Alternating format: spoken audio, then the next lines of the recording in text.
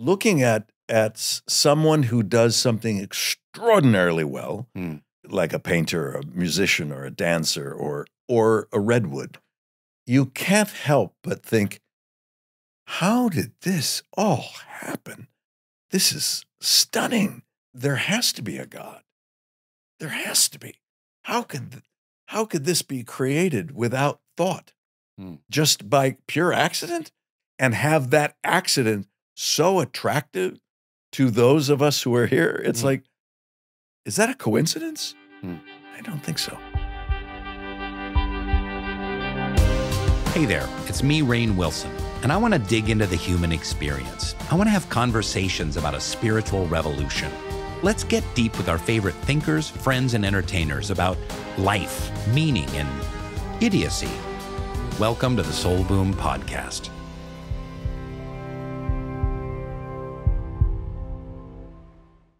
You played kind of the quintessential anti-hero, and you've talked about how James Gandolfini kind of led the way in that line of storytelling.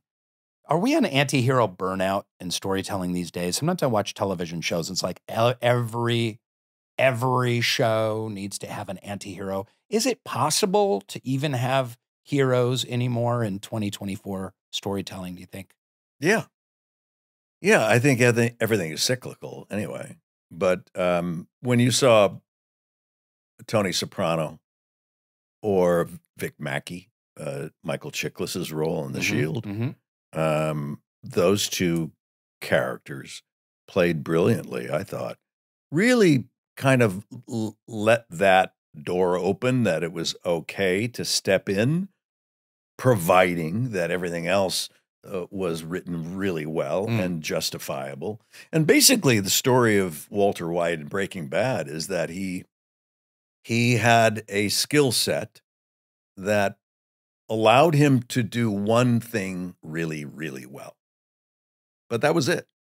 If he was a mathematician, let's say, in order to provide money for his family for after he died, he probably would have tried to figure out how to count cards at a casino or it was something dealing with math. Just so happens it was chemistry. So the story of Breaking Bad really is about decision making. And that's where character, a person's character is always determined when decisions are made under pressure. If I found a wallet with $200 in it, it's nothing to me. I don't mean it sounds terrible, but I don't need it. Yeah. And so I would go, oh, geez, this belongs to Rainn Wilson. I'll just take the 200 out and say I just found his wallet. No problem. No, I would return it. Sure. But if I just had an eviction notice put on my door and I found the wallet with $200, that creates a whole new situation. And it's the latter scenario that creates more dramatic appeal because it's challenging, morally challenging. And that's what Breaking Bad and any good drama narrative and is I guess in a way that was very missing from storytelling for the decades previous, because oftentimes the protagonist, it was thought by the writer, producer, director, studio that, oh no, they find the wallet with $200 on it. Our hero would return it. John Wayne would return it. Of course he would. Jim Rockford would return it. Yes. Whoever the hero is, insert your hero of choice. So in a way, it was a much needed and necessary adjustment to the storytelling process. It is. To have deeply flawed characters that somehow you still can identify with. Well, for example, I think what you saw in Walter White in the beginning was that he was human, that he wanted to do things to protect his family, to have them taken care of after he's gone, and everybody's going, that's what I would do. I would want to do too. And then all of a sudden, you make those decisions, and it puts you on a pathway that the longer you stay on that pathway, the harder it is for you to get off of it. And Walter White couldn't get off of it. And then after a while, didn't want to get off it. He was allowing himself to experience the infusion of ego that he's never been able to have. And that kind of power to a man who's susceptible to that, who's never had that in his life, was seductive. And he was seduced by that power. I have a lot of questions about the character, and I know you've talked about him ad infinitum, and I've done the same with Dwight. So apologies, but again, it's fantastic. We're lucky. We're blessed. We are so lucky. We got to buy houses from pretending to be other people. Yes. Brian, how amazing is that? It is, isn't it? It's incredible. We should never, ever forget that or take it for granted. We're lucky. It's the same thing I feel when I hear someone go, oh, he was a one-hit wonder. And I go, he had a hit. He had a hit song. How many hit songs have you had? Yeah. You know, and it's like, and that is what he's known for, or she's known for. Great. I think of that. I'm a big tennis fan. And I think of that in terms of like winning a major. Like to win one major there's 100 people that have won in the history of the world. In 10 billion, 12 billion people that have lived over the last century. And now there's like 100 people that have won one major. Right. And it's so hard. And they again, should be in the pantheon for winning one major. And you'll still hear people go, oh, he only won one major. Yeah, just because he will, I wouldn't, he only won one. And then you win 4, and then, you know, like Wawrinka or Andy Murray, and then you win 12, 20, like Djokovic, Nadal. Like, I mean, give me a break. Williams, Yeah. But Walter White made, one of the things that the showrunner did so well was create a character that had made a lot of dubious decisions pre his cancer diagnosis, or his tumor diagnosis. It feels like to me that his ego, when they have the flashbacks of the other guy who won the awards and stuff like that, his ego did get in his way in a lot of ways. I wonder that took him to that place where he hadn't previously provided for his family. What could he have done in the 5 to 10 years previous to the cancer diagnosis to make better choices for his family? So, which I think is great storytelling, because it really is. He had a character flaw baked in. Yeah. And it's an interesting thing with the ego that sometimes, like, I've worked a lot of shitty jobs, and I've worked in, restaurants, and I've worked at, I've worked in warehouses, and it's incredible to me how much, like, I worked in Ballard Marine Supply and Hardware warehouse, and the ego battles among people who were making $8.50 an hour was really the same as the ego battles in Hollywood. There's ego battles wherever you go. Right.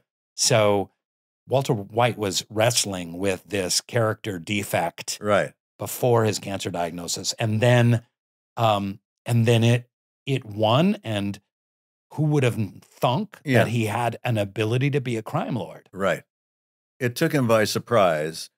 But, like any good novelist or creator of a show, screenwriter, you want to take your main characters and do some forensic research and go back, and you're playing God. You're creating a human being. So make sure, so it's delicate. And if Walter White didn't have any character flaws prior to this moment, would he be that believable? No. I mean, we all have those moments that we're not proud of, that we went, oh, I shouldn't have done that. I shouldn't have said that, or whatever. And I made that was a mistake. I shouldn't have married that person, or whatever. Or the one that got away, I missed her, and it's like, we always have those little regrets along the way. And those are the seeds that planted in him to put him to that position where the story starts. Yeah. And then the mistakes that he makes from there. And I think about how resentful he was in the pilot, just of his life, how he was treated, the disrespect. He had that kind of, and then we get to see that blossom in seasons 5 and 6. Yeah. And I think about the phone call with Skylar in season 5, when he's like, you never believed in me. which he's doing partly as a show because he knows like the FBI is listening, right? Right. But he's like, you never believed in me. You never trusted me. I told you to stay out. And it's part act, but it's part really, really true. Like he is a resentful motherfucker. He did everything based out of this, like, no one fucking respects me. Yes. And he went to his grave like, no one respects me. And then the third element of that is to protect her. To say, you never believed in me. You were never part of this, to say, you will not be hounded for this. But I also loved how much truth there was in it too. Because he also. That's how clever he was. He was a clever guy. Yeah. And the writing is so clever because lesser writing would have not allowed both of those realities to be true. It would have been all an act. Like, I'm responsible for everything, Skylar. You can blame me. Well, I learned about Vince Gilligan's style of writing 10 years before that. X-Files. On X-Files. Mm-hmm. I did an episode of X-Files where I played a character in the backseat of a car who was a total asshole. And he said, Billy Sue, what are we going to do now? Who was now Mulder gets in the front seat and it's like a takeoff on Drive. It was called Drive, but it was on Speed, where I have to be heading in a western direction at 80 miles an hour. If not, if it slows down, the clock starts ticking and my head will explode. Oh, damn. Just like it happened to my wife. So somehow Mulder gets in the car and we're driving west at 80 miles an hour. And that gives us time. We're in Nevada and pretty soon we're going to hit the coast of California. There's no more west. And and so what many writers would do, especially what you were referring to, the dramatic narrative of the 80s, 70s and 80s was hero, good guy, does the right thing. Mm-hmm. Well, if this was the 70s or 80s, they would have written my character very empathetic. So that, yes, I want our guy to save him. Come on, Mulder, save the guy. Yay, save him. Oh, he didn't. Oh, he's sad. It was very predictable. But instead, Vince Gilligan made my character a complete prick. That I was reprehensible, and I was a repugnant example of a his human. head to explode. Yes, in fact, that's what he wanted his main character to feel. There's nothing I would want more than to pull over and just have your head just completely explode. You're an anti-Semitic. You're a hater. You're an awful, awful human being. By doing so, it puts the moral dilemma in the center of his main character. Do I continue on? And I must continue on because he is a human being. Even though, despite what I really want to do is to pull over and let him die, I can't do it. So it informs the audience of the inner struggle. Whereas if he was a nice guy, then I'm trying to help you, and that's the dilemma. So what Vince Gilligan exposed to me at that time was like, oh my God, he's working at a much deeper level than you would ever read before. And so that's what he did in every twist and turn of Breaking Bad. We're reading these things like gifts every episode. And it's like, oh my God. And surprising even me reading this, going, oh my God, you're kidding. Like when I poisoned the kid. The week before, we're doing a scene where I go to Aaron Paul, Jesse, and I put the gun to his head and I say, if you think I could do this and pull the trigger, how could I do this? What are you talking about? I could not do. Well, I didn't know I did do it. So I'm just going by what I thought, and then I read the next script 2 days later, and I'm reading it and going, oops, I did poison the kid. Oops, my bad. And it's interesting because had you have known, even if you had played it 10% different, it might have allowed the audience to wonder in a way that it allowed you the total righteousness. Yeah. And that statement. Yeah. This episode of Soul Boom is brought to you by Squarespace. Squarespace is the all-in-one website platform for entrepreneurs to stand out and succeed online. And guess what? They even host our beautiful website, soulboom.com. And when we were creating that gorgeous website, the suite of visual design effect tools were absolutely invaluable. They're built in, they're ready to go on any Squarespace website. Their flexible payment options make checkout seamless for your customers. You can accept credit cards, PayPal, Apple Pay, etc. And let's not forget about videos. Showcase your best videos by easily uploading to libraries with the push of a button. And if you want to monetize, Squarespace lets you add a paywall so you can sell access to your exclusive content. So if you're ready to take your online presence to the next level, head to squarespace.com for a free trial. And when you're ready to launch, go to squarespace.com/soulboom to save 10% off your first purchase of a website or domain using that code SOULBOOM.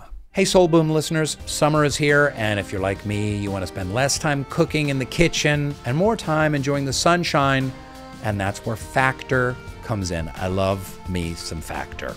What it offers is chef-crafted, dietitian-approved meals that fit seamlessly into your lifestyle. The best part, these meals are ready in 2 minutes. Plus, there's all kinds of premium ingredients. They're delicious. Filet mignon, shrimp, blackened salmon, beets. So what are you waiting for? Go to factormeals.com/soulboom50 and use the code soulboom50 to get 50% off your first box, plus 20% off your whole next month. That's code soulboom50 at factormeals.com/soulboom50 to get 50% off your first box, plus 20% off your next month while your subscription is active.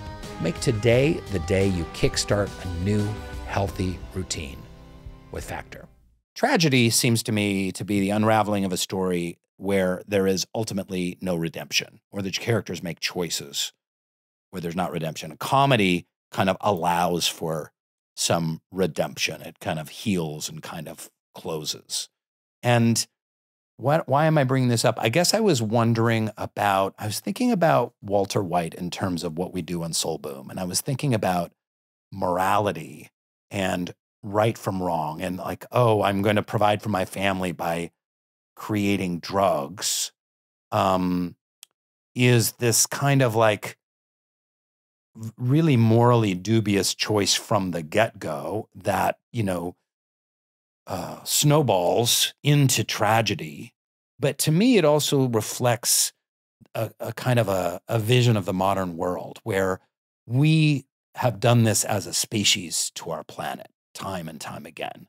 This is a species of Walter Whites, where oil companies knew in the 70s and 80s that the burning of fossil fuels was going to create global warming and extreme weather events and have all kinds of deleterious effects. And are just like, well, the need is there, but they keep advertising it. They bury the science. Then they create like advertising collectives to counteract the science and put doubt into the science that their own scientists uncovered in the 70s. That's a very Walter White kind of way of being in the world. And you can look at the kind of like the justification for Wall Street traders that come in and buy companies and gut them and fire all the employees and take them down to the bare minimum, try and make them as profitable as possible and either resell them or just gut them entirely. The time and time again, we see that capitalism allows for this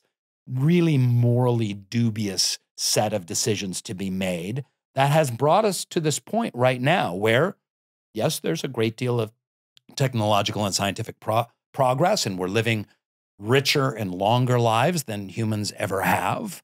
But at the same time, all of these companies, these CEOs, have been making all of these Walter White kind of decisions.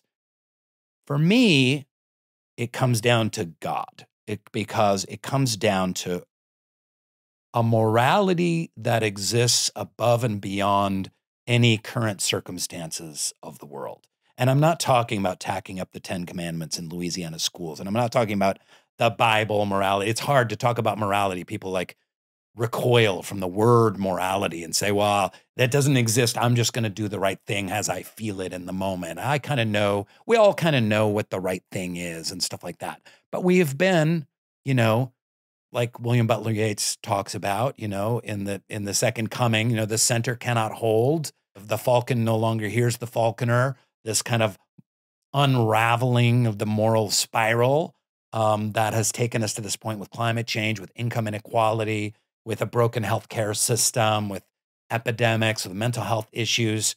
And this is another reason why I think Breaking Bad is so brilliant, is it is a very specifically modern and Western way of living. I'm wondering what you think about that and about morality and where morality comes from. And if I keep thinking, like, if Walter White had just a little bit of God, like a little bit of God and conscience, like maybe he would have been like, no, like I'm going to cash out now. It would have allowed him to keep his ego in check, maybe, and realize that he's a part of something kind of larger than himself. What do you think? Maybe, but it's so individual, because there's certainly scores of examples of apparently pious people who have done wrong, who had God in their lives, and then it escaped, or they were seduced by power, women, whatever, money. Hypocrisy is it's just as big a part of the modern story as ego and lust. And I mean, I think what made Breaking Bad work from a standpoint of just the observation of it, and only now am I able really to step aside from the subjectivity of it and look at it more objectively. And I think it's just that you have a construct of a very real situation. He was an everyman. It was relatable. He's a high school teacher. He's got a wife and a son with special needs, not uncommon, a baby on the way. Yeah. And he's got 2 years to live. And it just it became this moral dilemma. What do you do in that situation? Right. But where does that morality come from? Or lack thereof? I think there is, again, it gets down to the wallet that you find. It depends on the person that finds that wallet. What is happening in that person's life at that moment? So I don't think Walter White had the luxury of morality when he had the blinders on going, oh my God, in 2 years' time, my family will be kicked out of this house. My kid may not have his special needs training. My unborn child, and so he doesn't have the luxury of thinking, but what's the moral decision here? I think he went, I need to do something right now. Yeah, but why didn't he rob a bank? Because he's a chemist. Yeah, but he has a brilliant mind. And what difference does it make? There's a big difference, because you're making a drug and people are taking it and overdosing in the streets of Albuquerque. Is a little bit different than robbing a bank that's protected by the FDIC, and it doesn't ultimately hurt anyone. I would take umbrage with that, because... How dare you take umbrage with me, my good sir? I say, umbrage hath been taken. Well... I say... how do you rob a bank? Well, you get a gun and you go in and you point the gun and you're like, give me your fucking money. And you got to be willing to use that gun. Yeah. What if the security guard says, hey, don't do that, and points a gun at you, and you kill that So you man. Kill the security guard. You make a batch of blue crystal meth. How many people in the streets is that going to kill? So let me see if I understand your question correctly. You're trying to evaluate the level of demented activity. Yeah. Like that robbing a bank is actually a lesser crime than to... I'm saying if he's going to commit a crime to support his family, there are other crimes he could have chosen, which would have made a far less interesting television show, but we're just speaking hypothetically. No, and actually it turned into copycats. There were Walter White types out there, chemistry teachers who actually followed suit and tried to make... No kidding. Yep. And tried to make crystal meth and sell it. I always say, like, Breaking Bad wasn't a story that promulgated drug use or drug dealing. It was a story of bad decision making. It was the story of broken character. At the moment that he needed that moral support, it failed him, because equally, he was at that stage of finding that wallet with $200 in it when he was being kicked out of his house. That's where he was emotionally. He kept the $200. He kept it. And he said, I don't have the luxury of being able to be generous at this time. Yeah. And what happened then, once people realize, I don't blame him. I don't blame him. I'm with him. I don't blame him. Oh no, he's starting to hurt people. Well, you're on that spiral. Rob a bank, make crystal meth. You're trying to become someone you are not. And by doing so, you are creating situations that would not have occurred in the natural universe for yourself. And you are out of your element. And when you are out of your element, bad things can happen. Let's go rob a bank. We should. Are you willing to use squirt guns? I was going to say crossbows. Bright orange or bright green squirt guns. Yeah. Let's do it. Filled with acid. So in my faith tradition, there's all kinds of incredibly beautiful writings about how art is the same as prayer, that the creation of art is the same as worship. So there's a blank page and there's a beautiful painting that you put on it. Or a poem that you write on it. There's a blank stage and there's a dance piece or a play that you put on it. There's an empty, quiet room and there's a symphony you create or a jazz riff that you create or a hip hop rhyme that you create that is an emulation of the divine impulse toward constant creation. Plants, flowers, birds, star systems, black holes, the Big Bang, this constant kind of creativity of the universe is an emulation of that divine spark. And and it's funny because when I was a kid, I read Franny and Zooey by J.D. Salinger, and they talk about that in there.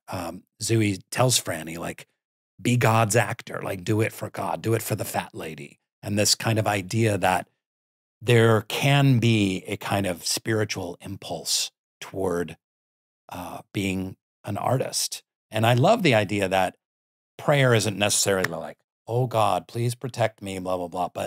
But that painting something beautiful, it also is a service, right? Like I'm sure you hear it all the time. I hear people like, oh my God, The Office meant so much to me. I watched it over and over. It made me laugh. And my mom was having cancer and blah, blah, blah. And you hear that same thing from people. You paint something beautiful. You hang it on the wall. There's a service. The beauty for the eye. So there's a service component in art too, which has a divine component to it. And I'm just wondering if you've ever felt that connection. I don't mean it in an arrogant way, like I'm doing God's work as an actor, but is there a transcendent mystery in the act of creation where for an actor, there's a piece of paper with some words on it. And here's my lines as Otto the baker, and I've got to make these 3 lines come to life in some way. And there's something kind of mysterious and miraculous about that. Suspension of belief, or allowing the belief system to go off on its own. The first time I ever had that experience, I was doing a soap opera in New York called Loving. And I didn't have, although I was 25 years old and I was working as a series regular on this show, and I didn't have the greatest respect for the medium. It seemed kind of, it was definitely redundant by nature, but also just kind of boring, and it wasn't really stimulating. And I took the job because I needed a job, and I found it very challenging. But to speak to your question, around Christmas time, some of the cast members and we went to retirement homes, these assisted living facilities, and to say, have a happy holiday and sing a song or two, or a Christmas carol or whatever. And I was so surprised. This was the perfect audience for us. I mean, it was our wheelhouse. And they are there watching. This is in the day in 1983 when there is no VCRs. You watch it live or you don't watch it. Yeah. And soap operas were a big thing. And I actually had people commenting, "Oh, you're Doug. Oh, I love watching you. It makes my day," and all these things. And it dawned on me at that moment. Yeah. Oh, so there is some intrinsic value to just telling a story. It doesn't even have to be a great story, but taking the time to tell it is enough. And to try and tell it well. And to try to tell it the best you can. Yeah, it's sweet. Have you ever felt some kind of muse or divine wind in the creation of a character or a moment on stage? I've felt wind within a character, but it wasn't divine. Breaking wind. Yeah. It was I don't know. I think I'm willing to have those experiences. Have you had those experiences with other pieces of art that you've witnessed? Because I have. Yeah. You mean listening to a piece of music and being transcended? I remember seeing oh man, The Boating Party. Can you look up The Boating Party? Yeah, Renoir. Oh, it's Renoir. Is it called the Boating Party? Luncheon of the Boating Party. So now you go, it's The Boating Party by Renoir, and I believe exactly. Let's see how you get how that know how that works. It makes me look way smarter. Although sometimes in the edits they won't do it. I'll be like, "What's the thing?" and they'll leave that in. It's like, no, you're supposed to cut that out and make me look smarter. I remember one time walking through a museum in Washington D.C. and I walked past a hallway and I turned and I literally did a double take, like the old Marx Brothers. Really? I was like. And at the end of this hallway was Luncheon of the Boating Party by Renoir. It was sitting at the end of this hallway about 25 feet away. And it's French Impressionist. It's a bunch of people having wine and cheese and by the lake and whatnot. And it stopped me in my tracks. And I like to think that it was more than just the beauty of the painting itself. Like, it was luminous. It was radiant. It spoke to me. It reached out, and I was just like drawn in. It's almost like I had never seen a painting before. I was just like, oh, and I just walked down the hallway and just stood in awe of it. How can a painter take a bunch of dabs of, oil and put it here and then make it seem like a scene, like as if you're in it. It's like a frame from a movie still. And give it dimension. And then not only that, and dimension and life and personality. Every character had a personality, but then make it glow. How does light come out of a bunch of paint blobs on a canvas? And I had a profound spiritual transcendent experience seeing that painting, and I'll never forget. But what did it make? Did you put that into action, or was it just a sense of calm and peace? It was more than that. It was. I was utterly transported. It was wonder. It was awe. It was curiosity. It was. I was stunned by beauty. Sometimes we'll have that in nature. I know everyone can relate to seeing the Grand Canyon or being in the redwoods or whatever it is. And I was 15 minutes in front of that painting, and I'll never forget those 15 minutes. Have you ever had anything remotely resembling that? And if you answer no, that means that you're an idiot. I have those feelings a lot. With art? With art, whether it's, I go to, in New York, I'm an apartment in New York, and we go to the museums all the time there. And I like, Impressionism is really, really speaks to me, as you were saying about Renoir and Monet and Manet. And and Pissarro, and there's so many that was the first, where it's like, it's sort of, they're carrying a valise, I think, but I don't really know, because I didn't really know. But you never, it's really being honest. But you never draw this thread to something kind of beyond the physical realm, something beyond the material world of I do. It does make you want. No, I mean, looking at someone who does something extraordinarily well, like a painter, or a musician, or a dancer, or a redwood, you can't help but think, how did this all happen? This is stunning. There has to be a God. There has to be. How could this be created without thought, just by pure accident, and have that accident so attractive to those of us who are here? It's like, is that a coincidence? I don't think so. So how does your belief in this idea of God, does it impact your life at all? Does it influence you at all? I am not a religious person. I think the moment I sense man-made thoughts and comments, you're out. I'm done. My God is better than your God. My God did this, and all the tales, and the morality tales and the cautionary tales that are taught. But once they use religion as a weapon for power, for one-upsmanship, for whatever, for gaining wealth, you lose me. Religion is kind of like Walter White, isn't it? Maybe it starts with some pure intentions. We're going to save our flock, and then it becomes kind of a corrupt institution. It doesn't have to be, and it's always up to that flock. It seems, though, that the larger the flock, the more weakened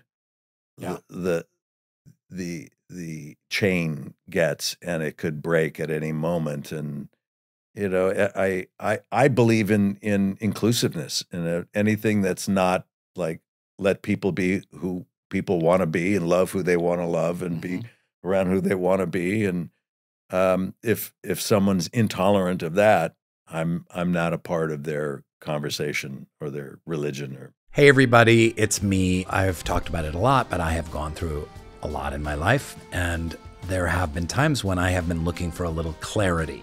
So I want to share something really special and cool, and it's an app. It's called Waking Up. It's founded by the great Sam Harris. You know Sam Harris. He's also a neuroscientist, and Waking Up is an incredible arsenal of mindfulness.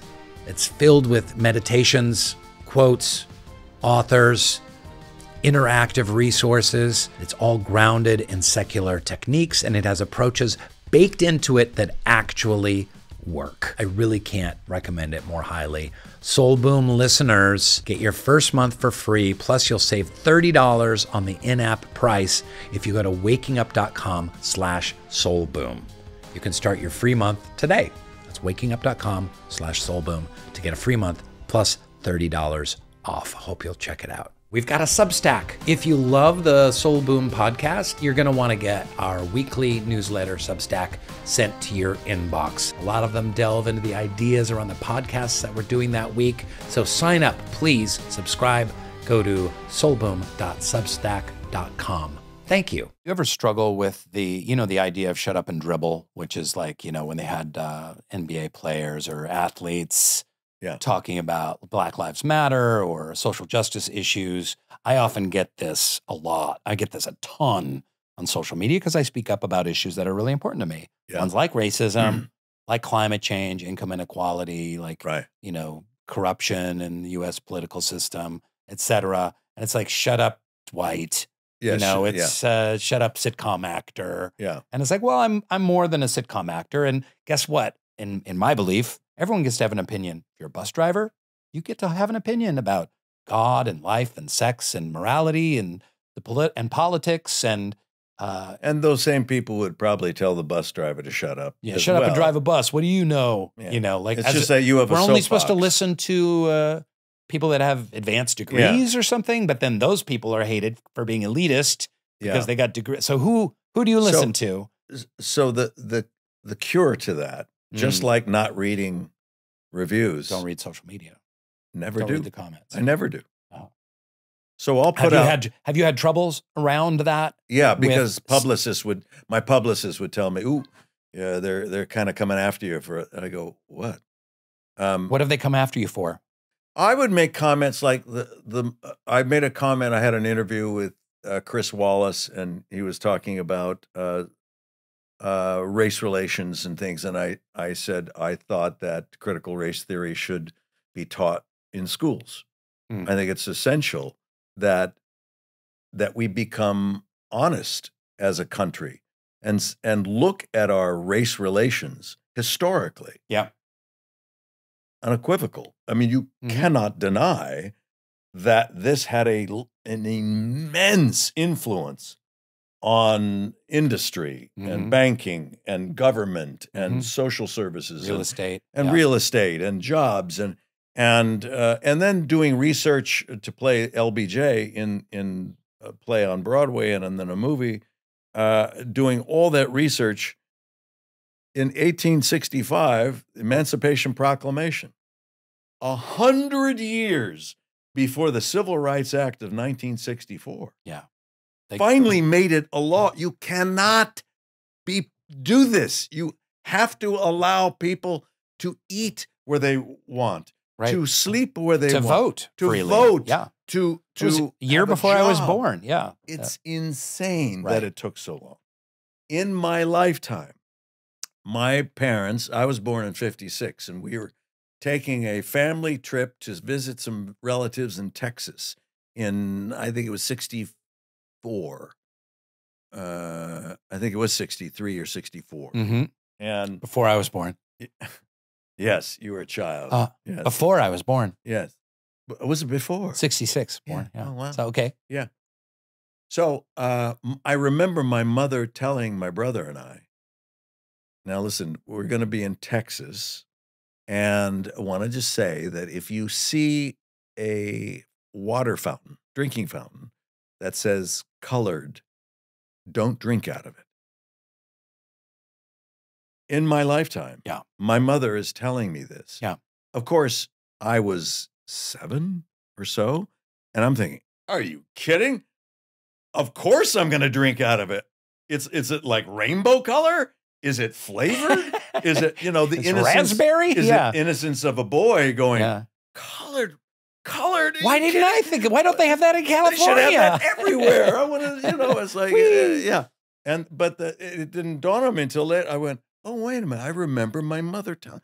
So it's like we haven't come to recognize the importance and embrace our past in a way that allows us to step forward into a brighter future. And until we do, we're always. Yeah, but there's a lot of folks who think, well, the Emancipation Proclamation was 1865. Get over it. Slavery's in the distant past. Like, will you just get over it? And I've talked about it on the show before, but you're absolutely right that the reverberations went well through the 20th century. And exist to this day. I don't know about critical race theory specifically, which has become this kind of straw man, boogeyman, and it's a very specific way of teaching race inequality on a graduate level to a certain set of people, but it's become this kind of, like I say, this kind of boogeyman. But to teach America the reality of the fact that we stole this land from a whole bunch of people that were living here before us, and then we imported millions of people that didn't want to be brought here to do all the work to build this great nation. That's just part of our reality, and we live with that right now. And what are we going to do to rectify it? How do we learn from the past, not repeat it, and seek to create ever greater ripples of justice? The first step is to acknowledge. Acknowledge. How far. So what do you say to a white guy who's like, well, it's not my fault. I didn't have slaves. But white people did, and it's our country. And that's the thing. You have to, if you take pride in your country, you can't look at your country as the greatest ever when it has this severe bruise on it and will always wear that scar. And that scar will never heal unless we start to say, wow, what did we do? Can you imagine the comments that are popping up right now as people are listening to this conversation? No, I don't know. I don't read them. And that's okay. They may not read mine, and that's okay too. And people are entitled to disagree. And if they think that that's the most important thing, is to be able to disagree without being disagreeable. And we've lost that. Arthur Brooks talks about, how do we disagree better? Can we just learn to disagree better? Yeah. And unfortunately, social media has become this like toxic kerosene infused way of disagreeing, where I hate to use the word civility. We always come back to the word civility, but just decent humanity is stripped of the discourse, because you would never say to a person face to face what you say to them in the comment section on YouTube or on Twitter. Yeah. The bravery of anonymity. Right? It's keyboard warriors. Oh boy. Yeah. That's I find it I find mostly social media to be detrimental in a sense. There's tremendous power in new technology, but it's a tool, and just like television is a tool, and a hammer is a tool. There's nothing better than a hammer to drive in a nail into a piece of wood. But if I take that hammer and hit you over the head, I've misused the tool. So don't misuse television. Don't just have it on and watch whatever. You're misusing the tool. Stop binge watching our shows, people. Stop it. Enough already. And the same thing with the smartphone. It's a brilliant tool. It's incredible. Incredible. I got Spotify. I can listen to any song that's ever been written. I've got Google Maps. I can get directions to anywhere on the planet. It's unbelievable. And it's in this microcomputer in my pocket. Yeah, and it's your Rolodex. It's your phone. It's your camera. It's your compass. It's your calculator. It's your memo taking. It's your book. It's everything. It's everything. And we are so addicted to it. I'm so addicted to my phone, Bryan. What do I do? Well, there's panic when you leave the house and you don't have you left the house and you go, oh my God. And literally your hands do this over your pockets like every 3 minutes. Oh my God, what happened to my phone? What happened to my phone? And then you realize, I can't call the person I'm supposed to meet because I don't know their phone number. Yeah. How do I? I know my wife's phone number. That's about it. I know your wife's phone number. Yes, that's about it. Those two. Who is your favorite actor on The Office?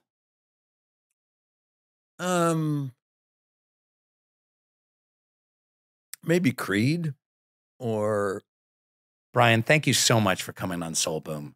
It's been fun. You are my hero, and I love your work so much. And the fact that we have our feeble connection means so much to me. It's not a feeble connection. Oh, it's a lovely connection. I got that picture I sent of you sitting on my lap. I'm sitting on your lap. Yeah.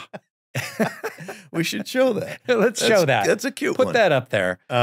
It's good. And then we got to work together on Jerry and Marge Goes Large. And Jerry and Marge Go Large was actually a really fine film. I love that film. And I think it shows America in exactly the light that America needs to be shown. It was kind of, it's wholesome and funny and edgy at the same time. Yeah. It was great. Jerry and Marge Go Large. Check it out at Paramount Plus. A Life in Parts by Bryan Cranston. Look at that handsome devil. Star of Loving.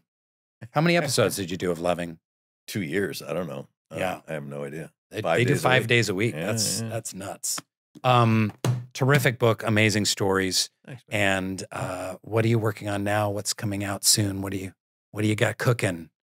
You're always working. There's always something happening. I'm writing a sequel to a movie that I did, so that's we can't really talk about that too much. But I did a cameo in a Seth Rogen show called The Studio, which will come out in January or February or something, where I play a mogul of a film studio, like fun. a Robert Evans kind of a character. Yeah. And that's fun, crazy fun. So I constantly look for ways to. Are there more episodes of Your Honor coming out, or that we don't know? My God, Your Honor, and that's taken off on Netflix. Done incredibly well on Netflix. Yeah, I love, like, you know, you do it. Would you do it for Showtime? Yeah, and it's a little bit buried. People don't know how to access it. It's a very small subscriber base, and all of a sudden, it's on the front page of Showtime, and it's fantastic. Yeah, Netflix is really. It's the Netflix effect. Yeah, and I had that once before with Breaking Bad. Right. Where I think we both did with The Office too, because The Office kind of disappeared into almost nothing, into a vague memory. Oh, sure. And then it was 2016, 17 when it was playing on there, even before COVID. And all of a sudden I was being recognized by 12-year-olds all over the country. I'm like, what the hell is going on? Are they watching NBC reruns? What the hell? And it was the Netflix effect, and billions of minutes watched. Yeah. Billions. So yeah, Your Honor is doing. What was the last year of The Office? Was that 13? 13 or 14. 13. Yeah. Mm-hmm. I directed in the last season of it. Yeah. It's unbelievable to think that you stopped production 10 years ago. Yeah. 11 years ago. Yeah. Time goes by fast. Let's make bread together. I don't trust you. I would never eat a piece of bread that you bake. Come on, you know. Again. You know why I said Otto? Otto was my grandfather, and he was a baker. No way. Yeah. And he killed several people. That was a total lie. Bread. Get out of here. Cut. Thank you. The Soul Boom Podcast. Subscribe now on YouTube, Spotify, Apple Podcasts, and wherever else you get your stupid podcasts.